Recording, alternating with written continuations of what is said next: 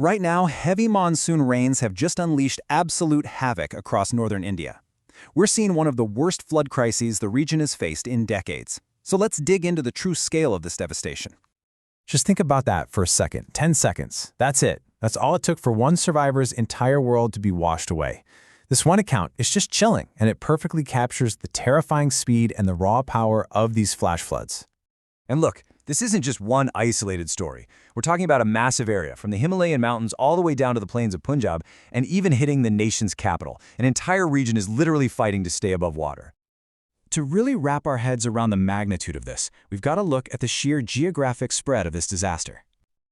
I mean, the impact zone is just massive. This whole thing spans at least 7 states and territories. It's leaving a trail of destruction, from the highest mountain passes all the way down to the crowded streets of New Delhi. So where did all this water even come from? Well, get this, the Jammu region got hit with rainfall 700% above what's normal. That's a level they haven't seen in over 70 years. This was the deluge that kicked off the entire catastrophic chain reaction. And for states like Punjab, India's food basket, this isn't just a bad flood, it is a truly generational disaster. The last time they had to deal with anything on this scale was way back in 1988. And this is where you really see how it all cascaded. The water didn't just stay up in the mountains, nope, it surged downstream right into the heart of New Delhi. And there, the Yamuna River didn't just rise, it absolutely smashed a 45-year-old record, flooding parts of the capital itself. So the big question is, why? How did this all happen? Well, it wasn't just the rain. The reality is a really complex and dangerous mix of natural forces and, frankly, human factors. You can think of it like this. On one side, you've got the natural events, the relentless rains, the cloud bursts, and the fact that the Himalayas are just naturally fragile. But on the other side, you have the human element, which made a bad situation infinitely worse. We're talking climate change, unplanned construction, deforestation, all things that have stripped away the land's natural defenses. A huge, deadly part of this whole disaster has been landslides. When you get that much rain soaking these really steep, fragile mountain slopes, the force of gravity just takes over. It overwhelms whatever is holding the slope together, and it sends a torrent of rock, mud, and debris crashing down with unbelievable power. So you can see how this is all a terrifying chain reaction, right? It's like a series of dominoes falling. The intense rain soaks the hillsides that have already been weakened by deforestation. That triggers landslides and flash floods, which then overwhelm the rivers. All that water surges from the mountains down into the plains. And then, to top it all off, the dams are at capacity, so they're forced to release even more water, which just makes the flooding downstream even worse. But, beyond all the geology and the meteorology, this is, at its heart, a human tragedy. So now, let's look at the staggering toll this disaster has taken on people's lives.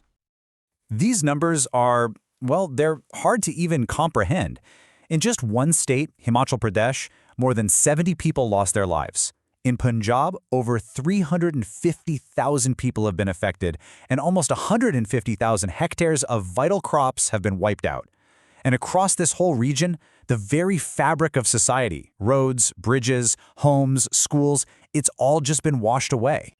And behind every single one of those statistics is a person, a family, a life that's been completely turned upside down. This quote from a farmer in Punjab, it just captures the desperation. It's a plea for help to rebuild not just a house, but a livelihood that's now completely underwater. Just try to picture this for a second. We're talking about India's agricultural heartland, and these vast farmlands. They aren't fields anymore, but they're massive lakes. In some spots, the water is standing up to 10 feet deep. The very fields that feed a nation are now submerged. All of this leads us to a really uncomfortable but absolutely critical question. Is this level of devastation something we should just expect from now on? Is this the new reality? Well, the consensus from our sources is grim, and it's direct. Extreme weather isn't some rare event anymore. It is becoming the new normal. And the science really backs this up. Experts are being very clear here. Human-caused climate change is basically supercharging the South Asian monsoon. It's making it more erratic, more intense, and way more destructive. This isn't just a random weather event, it's a climate event. So as we end this explainer, we're left with a profound challenge. The events we've just looked at are probably going to happen again, maybe with even greater intensity. The crucial question for all of us is, what comes next? How do we adapt? And how do we protect the millions of people living on the front lines of this changing climate?